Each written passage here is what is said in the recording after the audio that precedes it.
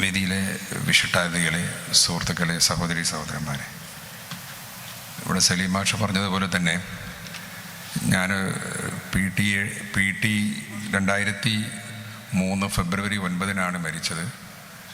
അദ്ദേഹത്തെ പരിചയപ്പെട്ടിട്ടുണ്ട്, എന്നാൽ ഒരടുത്ത ബന്ധം സ്ഥാപിക്കാൻ സാധിച്ചിട്ടില്ല. പക്ഷേ അദ്ദേഹത്തിൻ്റെ പാട്ടുകൾ മലയാളിക്കേറെ പരിചിതമാണ്. അതേസമയം പൂവച്ചൽ ഖാദർക്ക, കാനേഷ് പൂനൂർ വഴി നേരത്തെ സലീം മാഷ് പ്രസംഗം അവസാനിപ്പിച്ച ശ്രീകുമാരൻ തമ്പി സാർ എഴുതിയതുപോലെ ഒരു നല്ല കലാകാരൻ്റെ, ഒരു നല്ല മനുഷ്യൻ, ഏറ്റവും ശുദ്ധനായ ഒരു മനുഷ്യനായി ഈ സദസ്സിൽ ആശയുമായി ബന്ധപ്പെട്ടാലേ കോഴിക്കോട്ട് നഗരത്തിലെ മുഴുവൻ കലാകാരന്മാർക്കും കലാസ്വാദകർക്കും അറിയാവുന്ന ഒരാളായിരുന്നു എന്നുണ്ട്. പക്ഷെ പി ടി അബ്ദുറഹിമാൻക്കയും പൂവച്ചൽ ഖാദർക്കയും ഒരു കാര്യം കൂടി, ഒരു സാമ്യമുള്ളത് എന്താണെന്ന് ചോദിച്ചാൽ, ഇന്നത്തെ കാലഘട്ടത്തിൽ ഈ കലാമേഖലയിൽ ഒരുപാട് അവാർഡുകളൊക്കെ ലഭിക്കുന്നത് നമ്മൾ കാണാറുണ്ട്. ഫോക്ലോർ അക്കാദമി, പ്രത്യേകിച്ച് പാട്ട് മേഖലയിൽ folklore academy, Sangeetha Nataka academy പോലെയുള്ള വലിയ ഗവൺമെൻറ് തലത്തിലുള്ള സംവിധാനങ്ങൾ അവാർഡുകളൊക്കെ പ്രഖ്യാപിക്കുമ്പോൾ അങ്ങനെ ഒരു ഗവൺമെൻറ് തലത്തിലുള്ള ഒരു അവാർഡ് ലഭിച്ച ആളായിരുന്നില്ല പ്രിയപ്പെട്ട പി ടി എന്നുള്ളതും ഞാനിവിടെ ഓർക്കുകയാണ്. അദ്ദേഹത്തിന് സ്വകാര്യമായ അല്ലെങ്കിൽ ഏതെങ്കിലും ആ തരത്തിലുള്ള സംഘടനകളും ചില സംവിധാനങ്ങളും നൽകിയ അംഗീകാരങ്ങൾ മാത്രമേ ലഭിച്ചിട്ടുള്ളൂ. അതൊരു കുറവായിട്ട് ഞാൻ കാണുന്നില്ല. പക്ഷേ മാപ്പിളപ്പാട്ട് ആസ്വാദകർക്ക്, കവിത ആസ്വദിക്കുന്നവർക്ക് പി ടി അദ്ദേഹത്തിന് ലഭിക്കാവുന്ന ഏറ്റവും വലിയ അവാർഡ്, നമ്മളൊക്കെ അദ്ദേഹത്തിൻ്റെ പാട്ടുകൾ, ഇപ്പോൾ സാജിദ ടീച്ചർ പാടിയതുപോലെയുള്ള പാട്ടുകൾ നമ്മളിങ്ങനെ മൂളിക്കൊണ്ടേയിരിക്കുന്നു എന്നുള്ളത് തന്നെയാണ് അദ്ദേഹത്തിന് ലഭിക്കാവുന്ന ഏറ്റവും വലിയ അവാർഡ്. അതുകൊണ്ട് അതിലൊന്നും വലിയ കാര്യമില്ല എന്നുള്ളത് പി ടി ഇവിടെ തെളിയിച്ചിട്ടുണ്ട് എന്ന് ഞാൻ ആമുഖമായി പറയാം.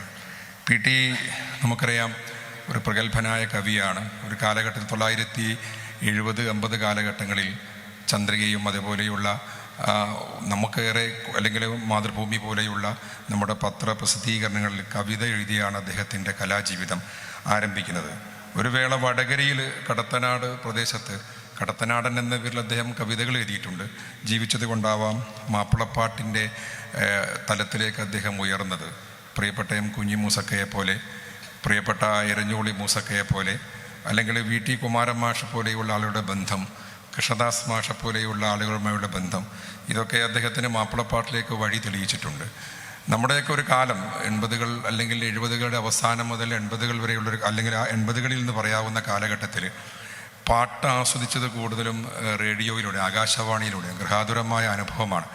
എം കുഞ്ഞി മൂസക്ക പാടുന്ന പാട്ടുകൾ, യാ ഇലാഹി എന്നെ നീ പടച്ചുവല്ലോ, അല്ലെങ്കിൽ അങ്ങനെയുള്ള ഒരുപാട് പാട്ടുകൾ, കണ്ണിമാവിൻ, അങ്ങനെയുള്ള നമ്മൾ കേൾക്കുന്ന കണ്ണിമാവിൻ ചിട്ടപ്പെടുത്തിയത് കൃഷ്ണദാസ് മാഷാണ്. കുഞ്ഞിമുസക്ക ഭക്തിഗാനമായി പാടുന്ന ഒട്ടേറെ പാട്ടുകൾ, ഇതിൻ്റെയൊക്കെ രചന പി ടി ആണെന്നുള്ള തിരിച്ചറിവാണ്.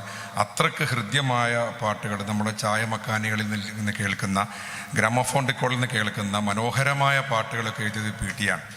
പി ടിയെ സംബന്ധിച്ചിടത്തോളം അദ്ദേഹത്തിൻ്റെ ഒരു കവിയായ അദ്ദേഹത്തിന് മാപ്പിളപ്പാട്ട് കൃത്യമായി വഴങ്ങുന്നുണ്ടായിരുന്നു എന്നുള്ളതാണ് കാര്യം.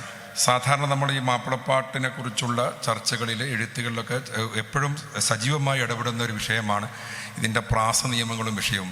ചില ആളുകൾ പ്രാസനിയമത്തിൽ എഴുതാത്തതൊന്നും പാട്ടല്ല എന്ന് വാദിക്കുന്നവരുണ്ട്. അതല്ലാതെയും എല്ലാ നിലപാടുള്ള ആളുകളുണ്ട്. പക്ഷേ പി ടിയെ സംബന്ധിച്ചിടത്തോളം അദ്ദേഹം ഇതിന് കൃത്യമായ കാവ്യാംശമുണ്ട് എന്നുള്ളതാണ് അദ്ദേഹത്തിൻ്റെ പ്രധാനപ്പെട്ട പ്രശ്നം. ഒരു വേള അദ്ദേഹം എഴുതുന്ന കവിതാംശമുള്ള പാട്ടുകളിൽ ഈ പ്രാസവമൊക്കെ ഉണ്ടായിരുന്നു എന്നുള്ളതാണ്. അത് പ്രതിഭകൾ കഴിയുന്ന ഒരു വലിയ കാര്യമാണെന്നുള്ളതാണ്. അദ്ദേഹത്തിൻ്റെ പാട്ടുകൾ ശ്രദ്ധിച്ചാൽ നമുക്കറിയാം. അദ്ദേഹം മാപ്പിളപ്പാട്ട് എന്ന് അദ്ദേഹം കൈവെക്കാത്ത വിഷയങ്ങളില്ല. ഇപ്പോൾ ഇവിടെ സലീം മാഷ് പൂവച്ചലിനെ കുറിച്ച് പറഞ്ഞ തന്നെയാണ് അദ്ദേഹം എഴുതിയ ഭക്തിഗാനങ്ങൾ. ദുൽമിൻ്റെ ചീത്ത പഴമാണി ലോകത്ത്, ഇൽമിൻ്റെ ഈത്ത പഴമാണൻ ഹാജത്ത്, അതൊക്കെ അദ്ദേഹത്തിന് മാത്രം പ്രയോഗിക്കാവുന്ന ചില കാര്യങ്ങളാണ്. ഫിലോസഫിക്കലായ രീതിയിൽ അദ്ദേഹം പാട്ടുകളെ സമീപിച്ചത്. പീർ മുഹമ്മദ് അദ്ദേഹത്തെക്കുറിച്ചൊരു ലേഖനത്തിൽ പറയുന്നത്, അദ്ദേഹം ഈ മലയാളത്തിലെ കണ്ണദാസൻ എന്നാണ്. പീർക്ക തമിഴ് പാട്ടുകളെക്കുറിച്ചേറെ അറിവുള്ള ആളാണ്. അങ്ങനെ ഈ തത്വചിന്തയിലൂടെ മാപ്പിളപ്പാട്ടിനെ സമീപിച്ചൊരു വ്യക്തി. ഒരുപാട് പ്രഗത്ഭരായ ഗായകരുടെ പാട്ടുകളൊക്കെ എഴുതിയത് പി ടി ആണ് ആ കാലഘട്ടത്തിൽ. നമ്മുടെ പ്രിയപ്പെട്ട എരഞ്ഞോളി മൂസക്കയുടെ മിറാജ് രാവിലെ കാറ്റ്, അല്ലെങ്കിൽ മൈലാഞ്ചി അരച്ചല്ലോ, ഇപ്പോൾ പുതിയ കുട്ടികൾ പോലും ഏത് സദസ്സിലും പാടുന്ന ചെമ്പകപ്പൂ തേനിതളധരം പോലെയുള്ള പാട്ടുകൾ. നമുക്കറിയാം ഓത്തുപള്ളി നമ്മൾ പല രീതിയിൽ നമ്മൾ കേട്ടുകൊണ്ടിരിക്കുകയാണ്. അതും പുതിയ തലമുറയുടെയും കൂടി പാട്ടാണത്. കണ്ണിമാവിനെ കുറിച്ച് ഞാൻ നേരത്തെ പറഞ്ഞു. കൃഷ്ണദാസ് മാഷും അദ്ദേഹവും ഉള്ള ഒരു കോമ്പിനേഷനിൽ വന്ന പാട്ടുകൾ, മനോഹരമായ ഭക്തിഗാനങ്ങളും പ്രണയഗാനങ്ങളും. PT ഒരു ദാർശനിക തലത്തിൽ ചില പാട്ടുകൾ എന്നത്, ഇപ്പോൾ കൃഷ്ണദാസ് മാഷ് ചിട്ടപ്പെടുത്തിയ നമസ്കാര വിരിപ്പിൽ മുഖമമർത്തി എന്നുള്ള പാട്ടൊക്കെ ഇന്നും ചർച്ച ചെയ്തുകൊണ്ടേയിരിക്കുകയാണ്. അങ്ങനെയുള്ള ഒരു മാപ്പിളപ്പാട്ടിന് കാവ്യാംശമുണ്ട് മാപ്പിളപ്പാട്ടിന് തെളിക്കുന്നത്. അതുവരെയുള്ള പാരമ്പര്യ ശൈലിയിൽ നിന്ന് വ്യത്യസ്തമായി ജനകീയമായ തലത്തിൽ നിന്നുകൊണ്ട് കാവ്യാംശം ഉൾപ്പെടുത്തി പാട്ടുകൾ എങ്ങനെ എഴുതാമെന്നുള്ളതിന് ഒരു ആമുഖമായി അല്ലെങ്കിൽ മലയാളിക്ക് പരിചയപ്പെടുത്തുന്ന വിധം ജനകീയമായ പാട്ടുകളാണ് PT എഴുതുക. അക്കാലത്ത് മുഴുവൻ പാട്ടുകാരും VM കുട്ടിമാഷും PT തമ്മിലുള്ള ബന്ധത്തിലൂടെ വന്ന പാട്ടുകൾ. കുട്ടിമാഷ് വളരെ മനോഹരമായി ചില സന്ദേശങ്ങൾ സമൂഹത്തിന് നൽകാൻ പാട്ടിലൂടെ ശ്രമിച്ച, ആ തലത്തിൽ ചിന്തിച്ച ഒരാളാണ്. അദ്ദേഹത്തിൻ്റെ ട്രൂപ്പ് അങ്ങനെയായിരുന്നു. അതിലൂടെയാണ് ഇപ്പോൾ പടപ്പ് പാടപ്പോട് അത് എഴുതിയ ഒരു 40 വർഷം മുമ്പൊക്കെ എഴുതിയ പാട്ടാണെങ്കിൽ ഇന്നാണ് പടപ്പ് പാടപ്പോട് പിരിശത്തിൽ നിന്നോളി എന്നുള്ള പാട്ടിനേറെ പ്രസക്തി. അത് കുട്ടിമാഷ് PT കൊണ്ട് എഴുതിക്കുകയാണ്. കമ്പിളിക്കാറിൽ ചുരുണ്ടന്നെ നോക്കുന്ന ഒരു അമ്പിളി മാമ ചൊല്ലൂലെ, ഈ പാട്ടിൻ്റെ അവസാനമുണ്ട്. ഒരു കൊച്ചുകുട്ടി ആകാശത്ത് അമ്പിളി അമ്മവനോട് ചോദിക്കുന്നൊരു ചോദ്യമുണ്ട്, നമ്മളായി കാണുന്ന കണ്ണാടി നമ്മൾക്ക് കിട്ടുന്നത് എന്നാണ്. ഈ ചോദ്യമൊക്കെ PT VM കുട്ടി മാഷ് അവർ തമ്മിലുള്ള ബന്ധത്തിലൂടെ വന്ന പാട്ടുകളാണ്. ഏത് പാട്ട് എഴുതുമ്പോഴും അത് അതിൻ്റേതായ ഒരു മാപ്പിളപ്പാട്ടിൻ്റെതായ ചില ശൈലിയുടെ എഴുതാനുള്ള പ്രേരണ കുട്ടിമാഷും അദ്ദേഹം തമ്മിലുള്ള ബന്ധത്തിലൂടെ ഉണ്ടായിട്ടുണ്ട്. ഒരുപാട് പാട്ടുകൾ എങ്ങനെ, ഞാൻ ഓരോന്നോരോന്നായി പറയുന്നില്ല. അദ്ദേഹത്തിന് വളരെ എളുപ്പം പാട്ട് എഴുതാനുള്ള കഴിവിനെക്കുറിച്ച് എല്ലാവരും പറയുന്ന ഒരു കാര്യമുണ്ട്. ലൈല മജ്നു, അദ്ദേഹം ഈ ഒറ്റപ്പെട്ട മാപ്പിളപ്പാട്ടുകൾ ഓരോരുത്തർക്കും എഴുതി കൊടുത്തതിന് പുറമെയായിട്ട് വലിയ പരീക്ഷണങ്ങൾ നടത്തിയിട്ടുണ്ട് PT. ലൈല മജ്നു എന്ന പ്രണയകാവ്യം അദ്ദേഹം നിരവധി പാട്ടുകളിലൂടെ പുറത്തു വന്നിട്ടുണ്ട്. ആ പാട്ടിൻ്റെ റെക്കോർഡിങ് നടക്കുന്ന സമയത്ത് ഒരു പാട്ടിനൊരു സ്പേസ് അന്ന് ചെന്നൈയിൽ സ്റ്റുഡിയോയിൽ വന്നപ്പോൾ, ഇങ്ങനെ ഒരു പാട്ടിൻ്റെ സ്പേസ് റെക്കോർഡിൽ വന്നപ്പോൾ അതെങ്ങനെ ഫില്ല് ചെയ്യുമെന്നതിനെക്കുറിച്ച് ആലോചനയിൽ PT പറഞ്ഞു 5 മിനിറ്റ് കൊണ്ട് മാത്രമാണ് സമയമുള്ളത്, നമ്മൾ എന്ത് ചെയ്യുന്നു PT, ഞാനൊന്ന് നോക്കട്ടെ എന്ന് പറഞ്ഞുകൊണ്ട് PT എഴുതിയ പാട്ടാണ് ഒട്ടകങ്ങൾ വരിവരിയായി എന്ന് പറയുന്ന പാട്ട്. ആ പാട്ട് ലൈല മജ്നു എന്ന ആൽബത്തിൻ്റെ ഇൻട്രൊഡക്ഷൻ ഗാനമാണ്. തൊടുത്ത സിക്കുമരത്തിൻ്റെ ആ ഒരു സിക്കുമരമൊക്കെ ഇപ്പോൾ അടുത്ത് ചർച്ചയാക്കിയത് നമുക്കറിയാം. അത്രക്ക് മനോഹരമായി പെട്ടെന്ന് പാട്ട് എഴുതാൻ കഴിവുള്ള ഒരു പാട്ടുകാരനായിരുന്നു PT. അങ്ങനെയുള്ള ഒരുപാട് സംഭവങ്ങൾ പലരും ഓർത്ത് വെക്കാറുണ്ട്, നമ്മോടൊക്കെ പറയാറുണ്ട്. അങ്ങനെയുള്ള പിന്നെ അത് ലൈല മജ്നു പോലെ കർബല മുഴുവനെ അദ്ദേഹത്തിൻ്റെ രീതിയിൽ എഴുതിയിട്ടുണ്ട്. ബദറുൽ മുനീർ ഹുസ്നുൽ ജമാൽ എന്ന് പറയുന്ന മോയിൻകുട്ടി വൈദ്യർ എഴുതിയ പ്രണയകാവ്യം സജീവമായപ്പോൾ PTയുടേതായ രീതിയിൽ അത് എഴുതി. അതിൽ ആദ്യത്തെ പാട്ടാണ് മഹിയിൽ മഹാസീൻ എന്ന് തുടങ്ങുന്ന പാട്ട്. അതിലെ ഇപ്പോൾ നമുക്കറിയാം മഴകുറ്റ ബദറുൽ മുനീറെ തന്നെ, ബദറുൽ മുനീറും തോഴിയും, രാവിൻ്റെ നീലക്ക, അതൊക്കെ ഒരുപാട് പാട്ടുകൾ നമ്മളൊക്കെ കേൾക്കുന്ന ഹിറ്റായ പാട്ടുകളാണ്. ഇങ്ങനെ ബദറുൽ മുനീർ ഹുസ്നുൽ ജമാൽ അദ്ദേഹം എഴുതിയിട്ടുണ്ട്. വൈക്കം മുഹമ്മദ് ബഷീറിൻ്റെ ബാല്യകാല സഖി മാപ്പിളപ്പാട്ട് രീതിയിൽ അദ്ദേഹത്തിൻ്റെതായ ഭാവനയിൽ അദ്ദേഹം അത് മാപ്പിളപ്പാട്ട് രൂപത്തിലാക്കിയിട്ടുണ്ട്. അങ്ങനെ നിരവധി പരീക്ഷണങ്ങൾ PT ചെയ്തിട്ടുണ്ട്. കാലത്ത് പ്രസിദ്ധമായ നാടകഗാനങ്ങൾ PT എഴുതിയിട്ടുണ്ട്. പുനത്തിൽ കുഞ്ഞബ്ദുള്ളയുടെ സ്മാരകശിലകൾ എന്ന നോവൽ നാടകാവിഷ്കാരം നടത്തിയപ്പം അതിൽ കുഞ്ഞിമൂസക ചിട്ടപ്പെടുത്തിയ എല്ലാം തകർന്ന വീട്ടിൽ എന്ന പ്രസിദ്ധമായ പാട്ടൊക്കെ നമുക്കറിയാം.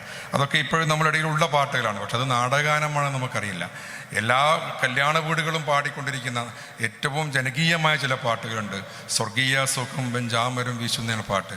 കുഞ്ഞിമൂസക്ക ഒരിക്കലും സംബന്ധിച്ച് ഞാനത് ഏതാണ് രാജാധിരാജന താളം പിടിക്കുന്ന എന്നൊരു വരി കണ്ടപ്പോൾ എനിക്കിതൊരു അങ്ങനെയൊരു സംഭവം, രാജാധിരാജൻ എന്നൊക്കെ നമ്മളുടെ പ്രയോഗം ഇതെന്താണെന്ന് മനസ്സിലാവാതെ കുഞ്ഞിമൂസക്ക പറഞ്ഞത് അത് ഞങ്ങൾ നടത്തിയ ഒരു പരീക്ഷണമായിരുന്നു.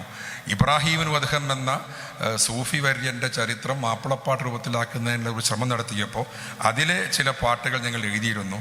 അതിനായിട്ട് എഴുതിയ ഒരു പാട്ടാണ് ഈ സ്വർഗീയ സുഖം ബെഞ്ചാമരം വീശുന്ന എന്ന പാട്ട്.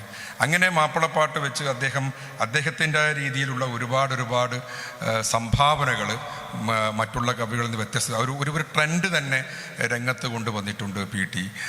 പാരമ്പര്യ ശൈലിയിൽ പാരമ്പര്യ ഭാഷയിൽ പാട്ടെഴുതി അതിനുശേഷം ഗ്രാമഫോൺ റെക്കോർഡുകളിൽ സാധാരണക്കാരനായ ആളുകൾ പ്രണയഗാനങ്ങളൊക്കെ എഴുതി വന്ന് ഭക്തിഗാനങ്ങളും നല്ലളം ബീരാങ്കരെ പോലെയുള്ള ആൾ, പുലിക്കോട്ടിനെ പോലെയുള്ള ആളുകൾ പാട്ട് എഴുതി വന്ന് സാധാരണക്കാരുടെ ഭാഷയിൽ അതിനപ്പുറം ഒരു കവിത അറിയുന്ന ഒരാളത്തിൽ ജനകീയമായ പാട്ടുകൾ എഴുതാൻ PT പുതിയൊരു ട്രെൻഡ് കൊണ്ടുവന്നു എന്നുള്ളതാണ് അദ്ദേഹത്തിൻ്റെ ഏറ്റവും വലിയ പ്രത്യേകത. ഒത്തുപള്ളിയിൽ അന്ന് നമ്മൾ എന്നുള്ള പാട്ട് ഇപ്പോൾ നേരത്തെ സൂചിപ്പിച്ചു, അത് നമ്മളൊരു സിനിമാ ഗാനം എന്നല്ല, ഇപ്പോൾ മലയാളി മുഴുവനായി ഏറ്റെടുത്ത ഒരു പാട്ടായി അത്രയ്ക്ക് ജനകീയമായ പാട്ടുകൾ PT എഴുതിയിട്ടുണ്ട്.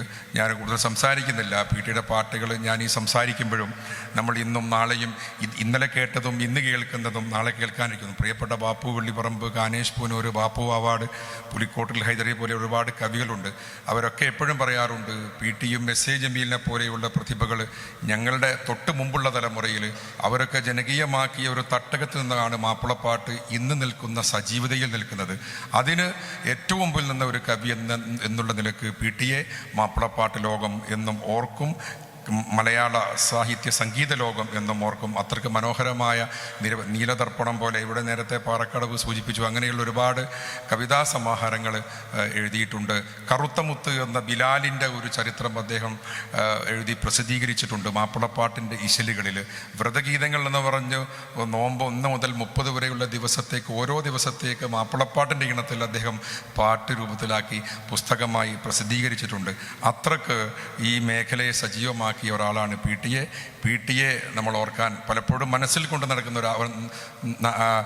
ഒരു ആഗ്രഹമാണ് PT-യുടെ പാട്ട് വെച്ച് ഒരു പരിപാടി എന്നുള്ളത്. പല ഗാനമേളകളും PT-യുടെ പാട്ട് കേൾക്കാറുണ്ടെങ്കിലും PT-യുടെ പാട്ടുകൾക്ക് ഒരു പ്രത്യേകത നൽകിക്കൊണ്ട് അല്ലെങ്കിൽ സവിശേഷമായി PT-യെ ഓർത്തുകൊണ്ടുള്ള ഒരു പരിപാടി എന്നുള്ള ഒരു സംവിധാനം എന്ന ആശ ഏറ്റെടുത്തതിൽ ഏറെ സന്തോഷമുണ്ടെന്ന് അറിയിച്ചുകൊണ്ട് ഈ ഒരു അവസരം തന്നതിൽ സന്തോഷം അറിയിച്ചുകൊണ്ട് നന്ദി അറിയിച്ചുകൊണ്ട് അവസാനിപ്പിക്കുന്നു. നമസ്കാരം.